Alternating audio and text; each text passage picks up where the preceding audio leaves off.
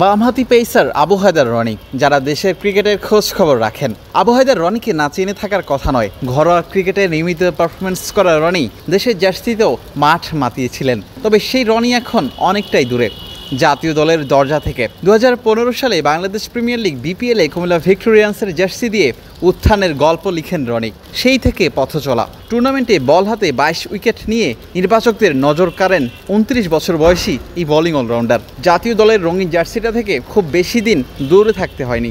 দেশের জার্সিতে হয়ে যায় টি-20 অভিষেক। ঘরের মাঠে জিম্বাবুয়ের বিপক্ষে প্রথম ম্যাচে খুরুচে ছিলেন, তবে বল হাতে ঠিকই জোর আঘাত করেছিলেন। সেই রনি কোথায় হারিয়ে গেলেন? 16তে শুরু, 18তে শেষ। এখানেই যেন আবু হায়দার রনির ক্যারিয়ারটা থমকে গেছে।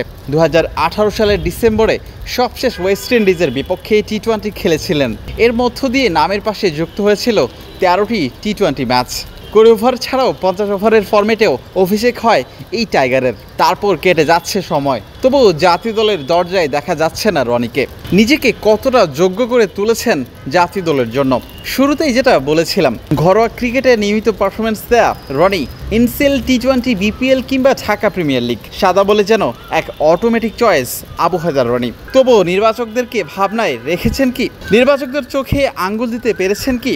রনিকে নিয়ে ছোট্ট একটা পরিসংখ্যান জানাতে চাই। গত বছর সিলেট ইনসেল টি-20তে বল ব্যাট হাতে অনবদ্য পারফরমেন্স করেছিলেন রনি। টুর্নামেন্ট সেরার পুরস্কারও গিয়েছিল তার হাতে।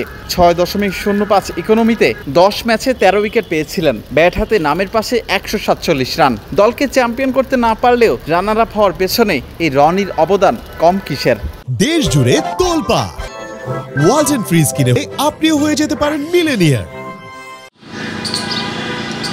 বাংলাদেশ প্রিমিয়ার লিগ বিপিএলে বল হাতে যেন আরও আগ্রাসী আবু হায়দার রনি। এবার সমান 10 ম্যাচে নিয়েছেন 17 উইকেট।